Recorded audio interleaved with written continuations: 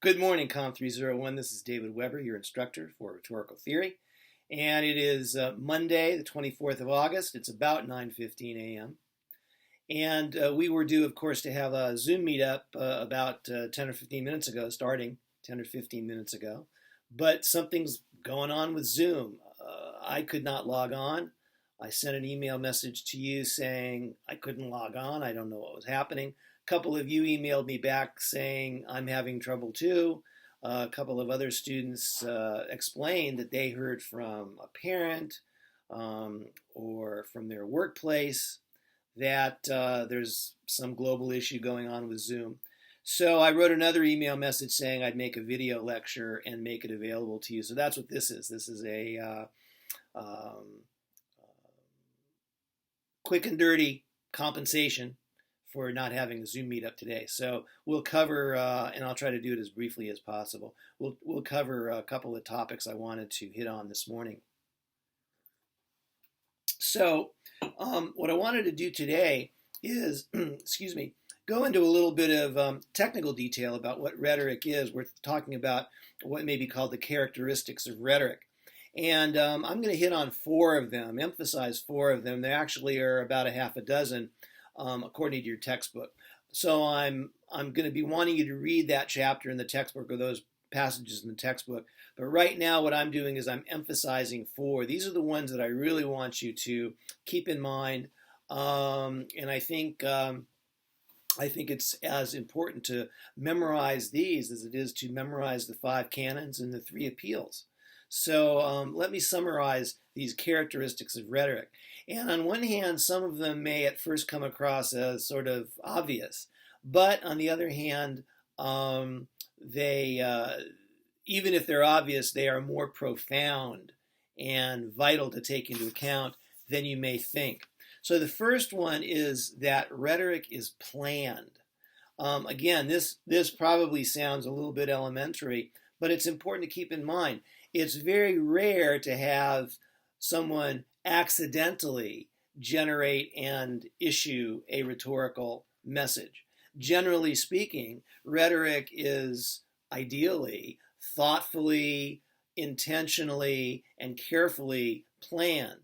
Now, that said, the more experienced you are as a rhetor, the more often you put out certain types of rhetorical messages. The planning is the planning is more limited. Just for example, let's say that you're a salesperson, a sales representative, and you're relatively new to that. And let's say you give a sales pitch to a client, and the client raises an objection. So you say to yourself, oh my gosh, I don't know how to respond to that objection.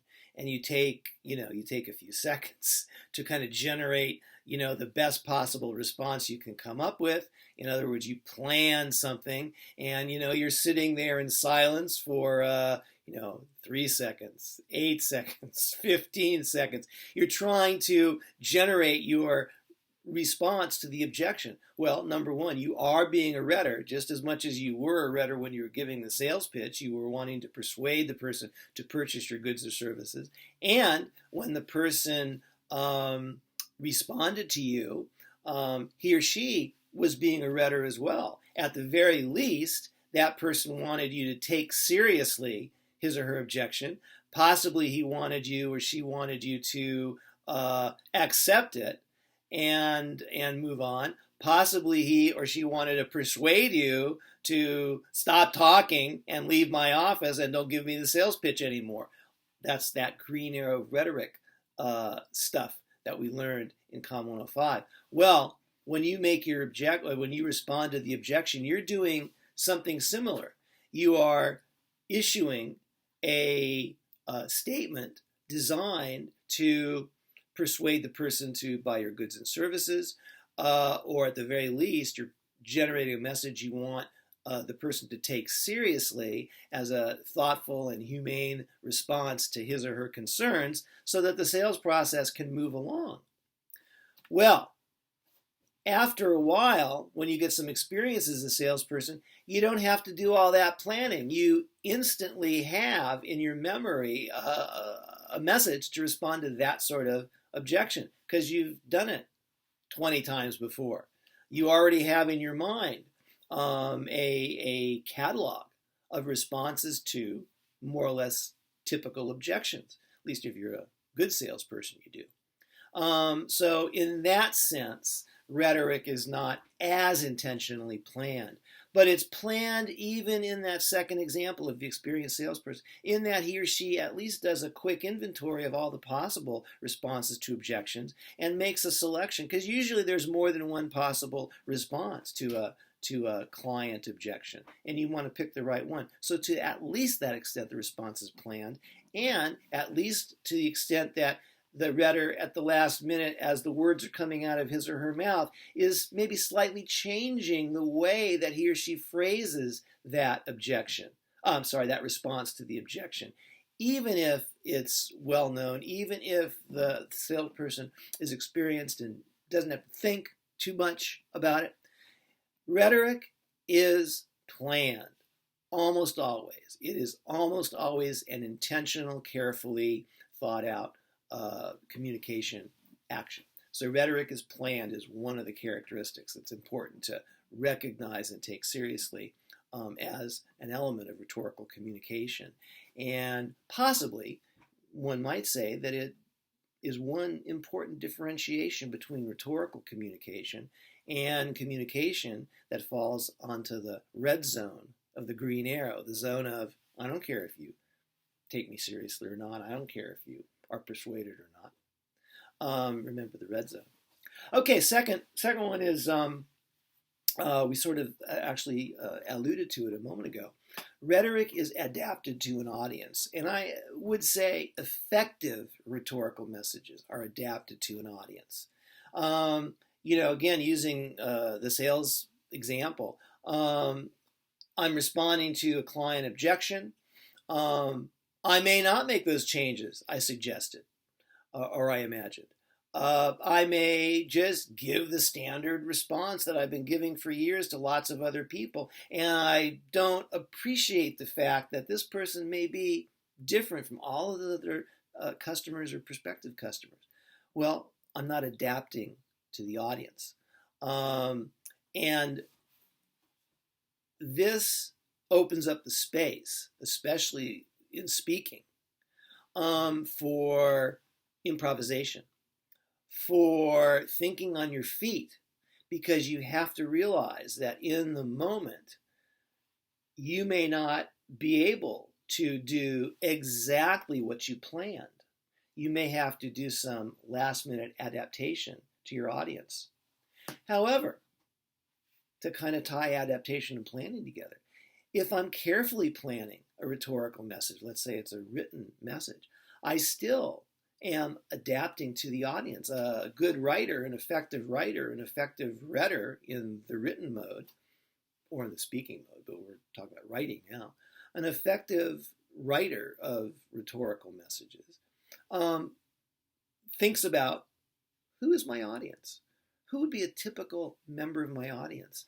And in marketing, just as one example, one very much standard or classic task in designing a marketing campaign is to imagine a sort of representative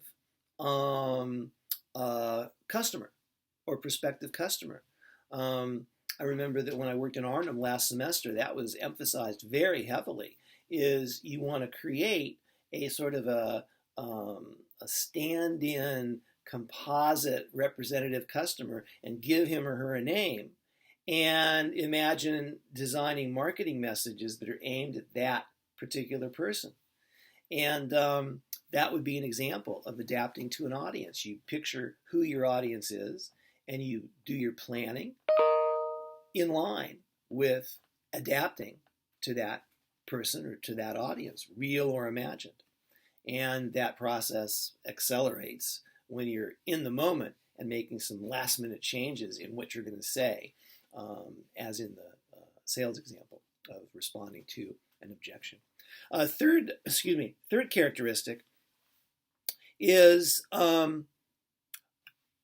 rhetoric is responsive, meaning, and suggested in everything I've said, meaning that rhetoric is designed to evoke a response in the other person. Now, we can agree or disagree on what or whether the endpoint is. But what I mean by that is it's kind of, you can imagine that a rhetorical message, when it's issued, it's I give you the message, you respond to it, and that's it. That may be so under certain circumstances. But really, the best way to think about this is rhetoric generates an ongoing loop of responsivity. It's designed to, intentionally, with planning, it's designed to keep a person in a loop with you, or keep a group of people in a communication loop with you. If you will, you could even think of this as rhetorical communication is potentially high quality relationship building oriented communication. I'm wanting to construct a relationship of responsivity with another person, and I'm wanting to construct, let's call it an atmosphere, because I don't want to use the word relationship to talk about one person with many. An atmosphere of responsivity if you're talking about a rhetor encountering a group. Let's go back to writing for a moment. Let's think about columnists, or let's talk about bloggers. So if I'm a blogger, I write an entry every day or two, maybe a couple. I want people to take me seriously. I may want people to be convinced that I'm right, or be convinced that I have something important for them to take into account and start changing their thinking in response to. I may want to persuade them to do something. I mean, bloggers have sponsors, and the sponsors expect them. The reason they pay bloggers is to sell product or services. Vloggers, either way. Let's just talk about blogging, just to stick with writing for a moment. So if I'm a blogger and I write something that is rhetorical by nature, I'm wanting you to respond to it, and I'm wanting to be able to stay in a loop with you where you come back and read my blog again. And, if you want to get into vlogging, it's a similar concept. I want to keep you interested. I want you to buy into what I want you to buy into, accept what I want you to accept. And I want you to come back, hit subscribe, wait excitedly in your email for, the latest link to my latest, 20-minute vlog entry. So rhetoric is responsive. This also ties in with the concept of persuasion, in the sense that persuasion is a response phenomenon. But as we know from 105 and looking at the red arrow of rhetoric, persuasion is only one portion of the possible kinds of responding. So rhetoric is responsive is an important element to keep in mind. And the last characteristic to think about is rhetoric is contingent. Now, I may have mentioned that word in your section of 105. Some semesters I mentioned, other semesters we sort of don't get to it. But contingent simply means that there are at least two, and probably more, ways to respond to a message. There are at least two sides, if not more, to the issue at stake, to the issue at the heart of the message.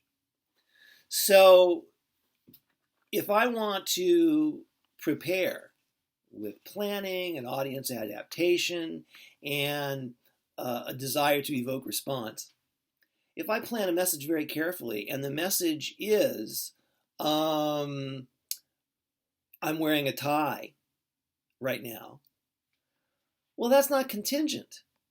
If there's not two sides to it. I'm wearing a tie. If you wanted to go into Crazyville, you could say it's an optical illusion. You could start questioning, what does it mean to wear a tie? You're not wearing a tie, you're draping it around you. I mean, you could do something like that, I guess. But really, it's not a contingent issue.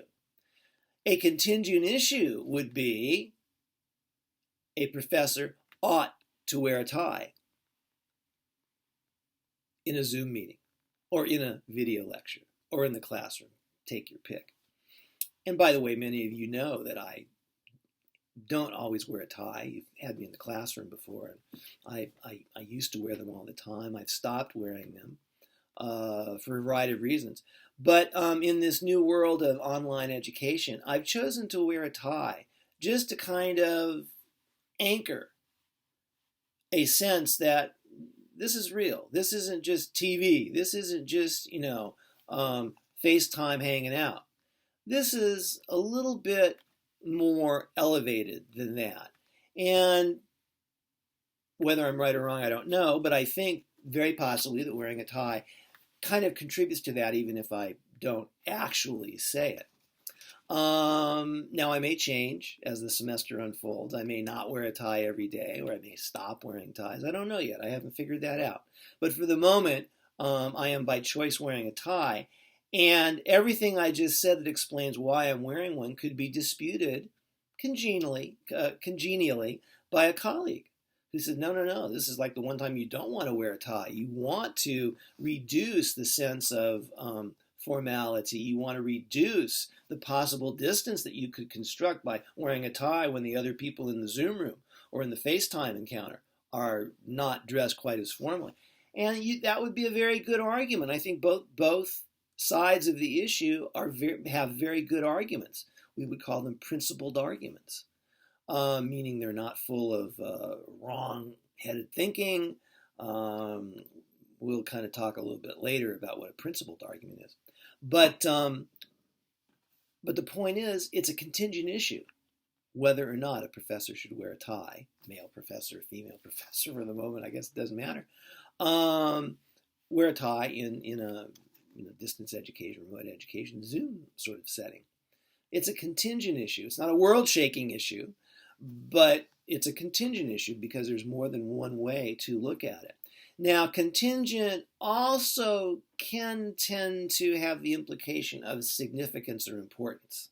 So when you talk about an issue being contingent, quite often you're also sort of implying importance. And that's why I say that, tie or no tie is contingent, but not, terribly important, terribly significant. But should there be a national health care system, a one-payer system, or not? Should there or should there not be mail-in voting? These are contingent issues. Number one, in the sense that there's principled arguments that can be made on either side of those issues.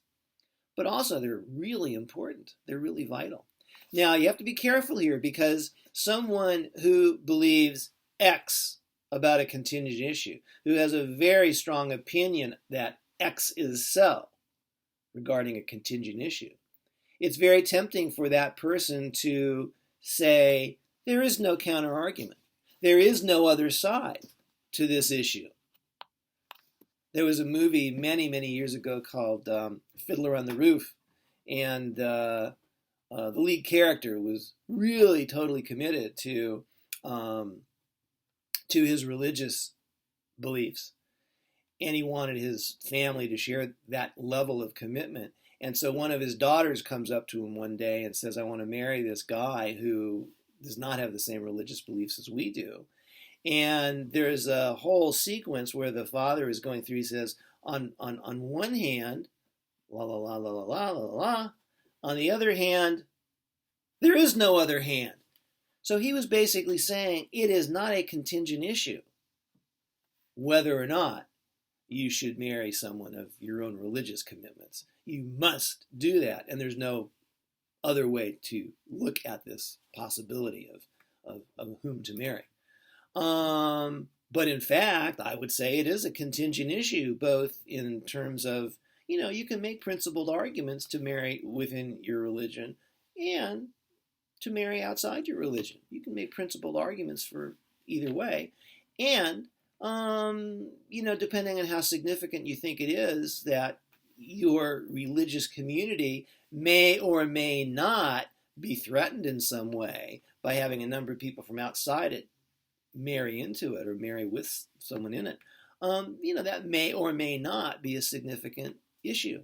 And but in any case, it's contingent, at least at the narrowest point, of there's a couple of different ways to look at the possibility of marrying or not marrying within someone who shares your religious commitments. So you have to be very careful. It's tempting to, in a sense, pretend that an issue is not contingent if you really, really believe strongly one way or the other about it. But if there are, if there are good arguments that can be made about it, it's a contingent issue. And you only want to write or speak or vlog or blog or create messages, rhetorical messages, that address contingent issues. Okay, so that's the main stuff that I wanted to go over this morning. I'm going to make this available to you. So I'll see you on Wednesday. Let's hope that on the 26th, Zoom is not having the problems that it's apparently having today. See you later.